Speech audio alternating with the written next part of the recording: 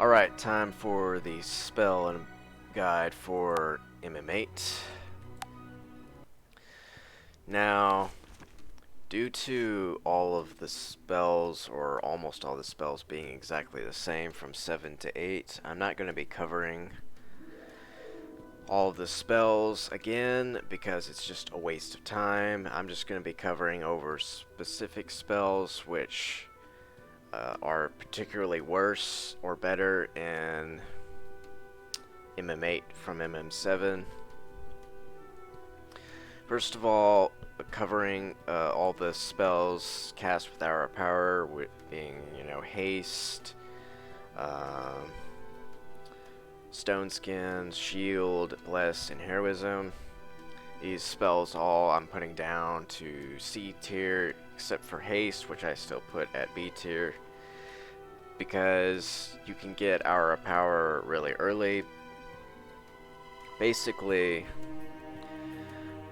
when you leave Daggerwound Island, you can pretty much, if you wanted to, immediately go to Murmurwoods, automatically get promoted, because the promotion is a quest that you get, which is getting an item that is in the first dungeon, so you already have that quest done. You can get Grandmaster Light Magic immediately, and get Hour of Power, as well as the other buff spells. Now you do need to, it does cost a lot of money, so you actually have to get the funds to get all that, which that's, tens of thousands of gold, but you can pretty much get it almost immediately if you wanted. So I'm putting all these spells at C tier. I'm still putting Haste at B tier simply because it's nice to have someone to recast that without having to cast Hour of Power. Plus, one tactic that you can do in 8 is, if you don't want to keep a cleric around, you can cast all the buffs and then remove the cleric from the party, and then you still have all the buffs, but if Haste is obviously going to wear off earlier, so if you have Haste, then you don't have to worry about that. So, and your party getting weak, so I put that at Haste at B tiers. Next, we have all the spells covered by Day of Protection.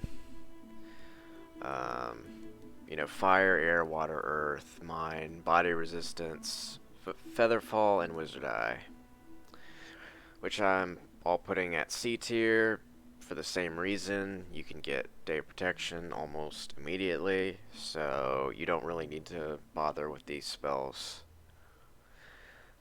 aside maybe from until you get the money to get all the magic. But even then, it's not really all that important. Also, Fly, I'm moving down to C tier because the dragons get an ability which is the exact same to Fly, and you get it automatically with Master Dragon ability. Whereas with Fly, you need to actually learn the spell, and you also need Master Air Magic, which you can only get at Balthasar's Lair. So if you have dragons, then this spell is kind of pointless to get it. Obviously, you have to pay money to buy the spell, and then also you have to get promoted, or not, you have to get the Master Air Magic and clear the Balthasar's dungeon before even learning the spell, unless you get Dark Elf promotion. in which case you can learn it on the Dark Elf. Although it's only going to be cast at master level, so I'd put this at C tier. So you really don't need it if you have dragons. You're just wasting money. Also, Regeneration is significantly nerfed in MM8. It's a lot slower. You don't get as much hit point bonuses. So it's not like you can just leave it on and just, you know, not have to worry about healing anything anymore. It's a lot slower now.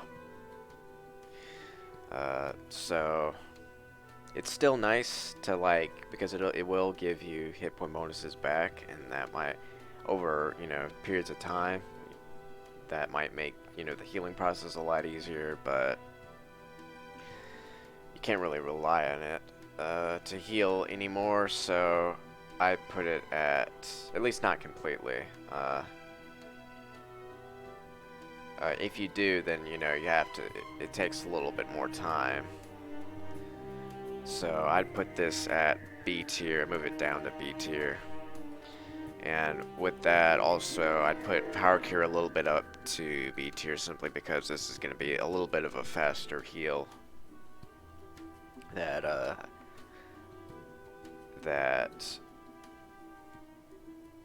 heals the entire party. And also, Divine Intervention, I'd also move up to B tier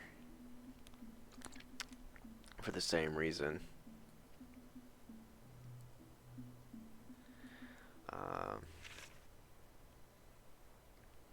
Also, the spell sacrifice has been removed. Glad they got that shit spell out of here instead. Although obviously they got rid of it because there's no NPCs in MM8. So instead we have Dark Grasp, which is a dark spell with a spell point cost of 45, and it basically puts a bunch of negative buffs on a monster. Basically, it's kind of like Dark Containment in that it casts a bunch of spells at once. Like Slow, the Dark Elf ability has Blind, which is kind of similar to that, and it's kind of, it also has Armor Class. Master, it's 5 minutes per point of skill. Grandmaster, it's 10 minutes per point of skill. You can only learn this skill, or this spell, with Master Dark Magic. The spell isn't really all that good. It costs a fair amount of spell points, and it's not, it really just, like, casts, like, Slow and Blind basically together. Arguably, like, Shrinking Ray as well. It's not really all that good. It's much better to just use, like, a damage dealing spell. It's only one target. I'd put it at C tier. Alright, so now we are moving on to the abilities of certain race class characters. First we have the Dark Elf ability, starting with Glamour, which is an ability exclusive to Dark Elves with a spell point cost of 5. And it effectively just gives a bonus to Merchant.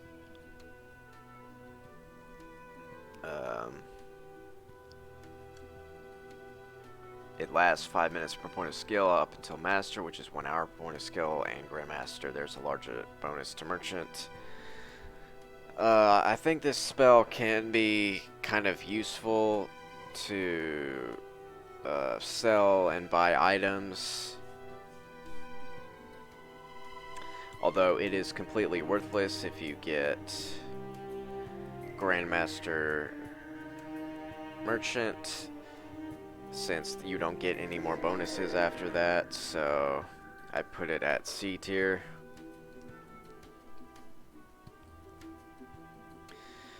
Up next we have Traveler's Boon, which is a exclusive Dark Elf ability with a spell point cost of 10. And basically it just casts Torchlight, Wizard Eye, and Featherfall at expert level all at once for 30 minutes per point of skill. At expert, Master 1 hour, Grandmaster 2 hours. You automatically get this spell with expert Dark Elf ability. I don't really, this spell's basically kind of useless.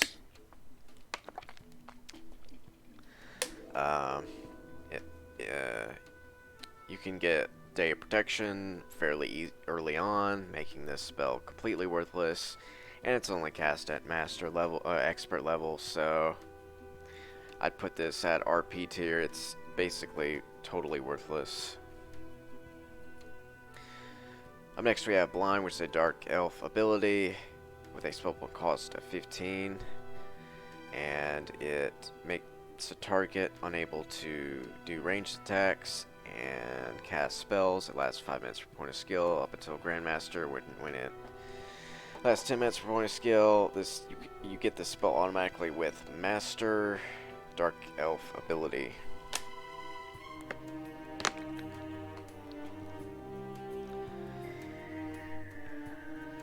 I don't really care for this spell either. I don't like single target spells that don't really do any damage. It's way better to actually kill the enemies instead of trying to whittle them down using negative, debuffs. I put it at C tier. I guess it has some uses, but there's just better options in my opinion. Finally, we have the Darkfire Bolt, which is a Dark Elf ability with a spell point cost of 30. And it's a single target fire / dark damage spell, which is 1 to 17 per point of skill. You learn this spell when you get Grandmaster Dark Elf ability. The problem with this spell is that first of all, the damage isn't very good, and it's a fair amount of spell points, which Dark Elves don't get a very lot of. And there's a high damage range, so it's not a very good spell. I'd put it at C tier. Alright. On to the vampire abilities.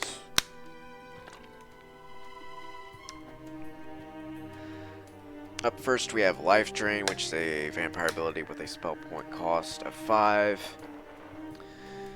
And it basically is a vampiric spell. It does 3 points of damage plus 1 to 3 points of damage per point of skill. And then the vampire gets the damage that it does healed to them. At expert, there's a fast recovery rate. At master, it's 5 plus 1 to 5 per point of skill. At grandmaster, it's 7 plus 1 to 7 per point of skill. The main benefit to this spell is that you can use it with the other ability, Mistform, so that you can't take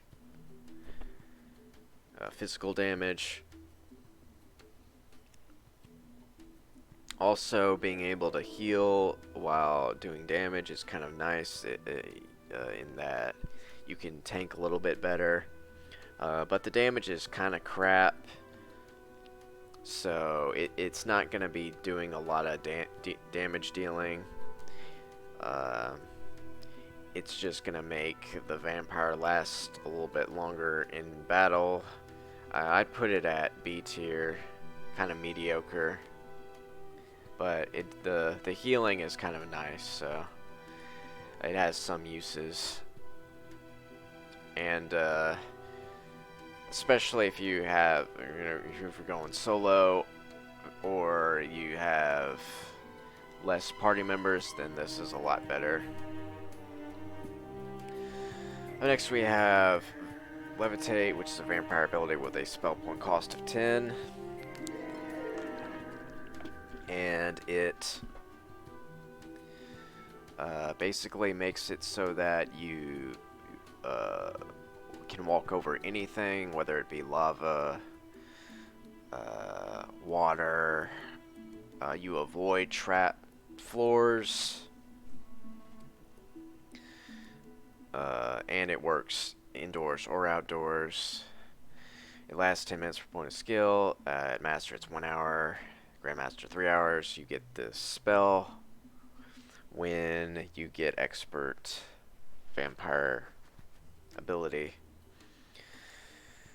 Like I said in my class guides, this spell isn't actually necessary, as there are ways to circumvent the negative effects of certain areas. Obviously water, you can fly over it. Lava, fly over it if it's outdoors. Indoors, there's like an area in towards the end of the game, the water prison. But there are safe spots that you can go to. You can also kind of ride the walls too, so it's not exactly necessary. With that being said, it's still kind of convenient to have to avoid taking damage. Plus, you know, all the damage from trap floors, if you don't have perception and you don't really know where the traps are, that can be really annoying. Some of the damage that you can take from some of the traps are kind of massive. So unless you know exactly where they are, that can be really annoying. Some of you can also in some of those cases, so walk around the walls, I think. So it does have some uses. I'd put it at A tier. Pretty good spell for convenience sake, but it's not really required. And there are definitely ways that you can, if you don't have it, go by just fine. Next we have Charm, which is a vampire ability with a spell point cost of 15. It's basically the exact same as the Charm spell.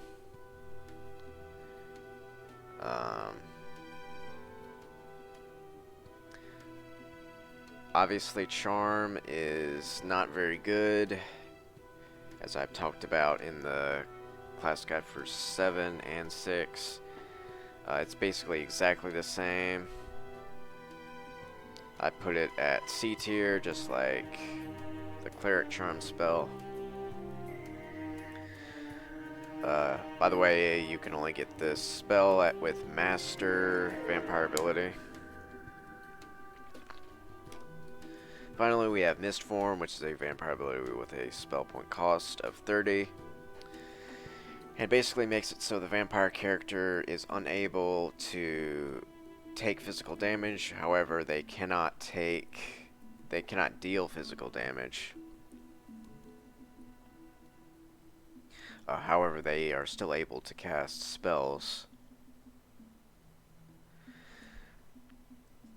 So basically, the only thing that you can really do in the Mistform state is to use the Lifedrain, which I kind of talked about not being particularly good.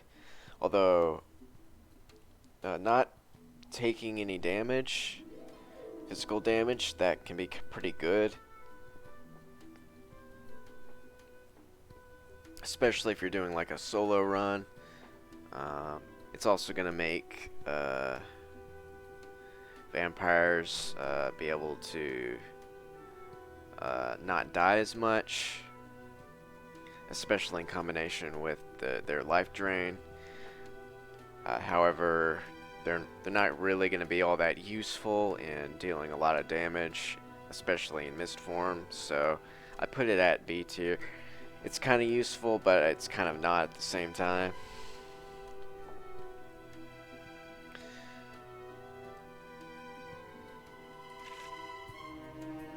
Kind of like a lot of the stuff that vampires can do.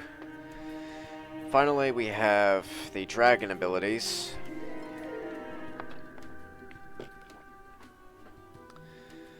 Up first, we have Fear, which is a dragon ability with a spell point cost of 5. And I believe this is very similar to the Mass Fear spell.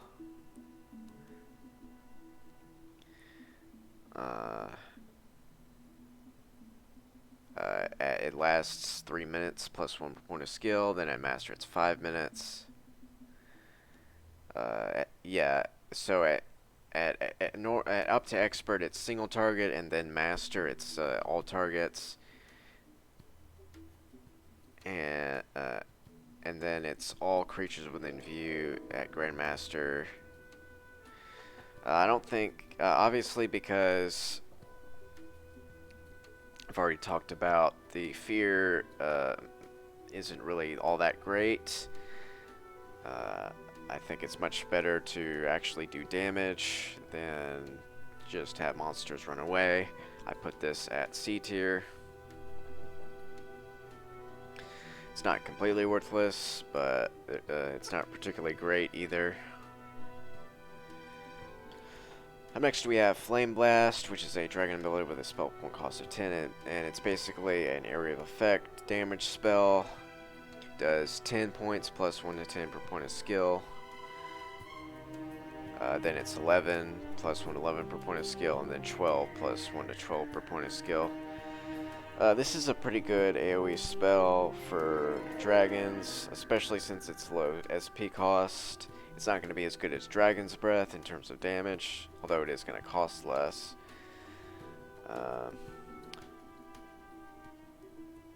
You'll find that you don't really need it as much. You can probably just do the physical attacks just as much, but in terms of hitting multiple monsters at once, it's still pretty good. I put it at B tier. Up next we have Flight, which is a dragon ability with a spell point cost of 15. And this is literally the fly spell for dragons.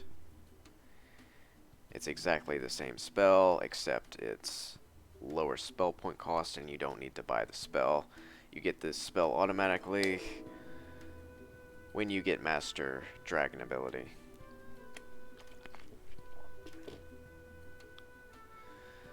Obviously, this is just as OP as Fly, except better because it's easier to get. So this is an S tier spell.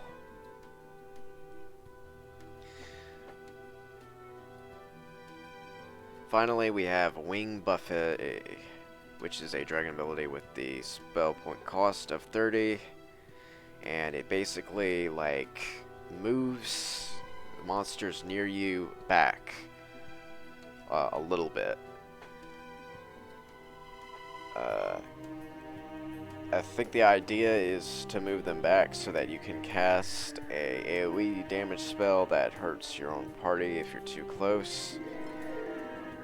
By the way, yeah, this hurts your own party like Dragon's Breath. But it doesn't move them back enough for that to even work. You would have to cast it twice, and that's just a massive waste of time. Plus it costs 30 spell points. This spell is garbage. I put it at RP tier. Don't use this spell other than for RP reasons. So that's going to do it for the spell guide for MM8. I could have went over the spells in this game maybe more in detail, but I don't really think that there's much point, and I think that's a very exhausting task, and obviously since all the spells are basically the same, there's really no point. So if you want to find out about the other spells, I highly recommend you watch my Might and Magic VII class guide, since whatever I didn't cover here, I would basically apply to MM8. So that's gonna do it. See all of you guys later.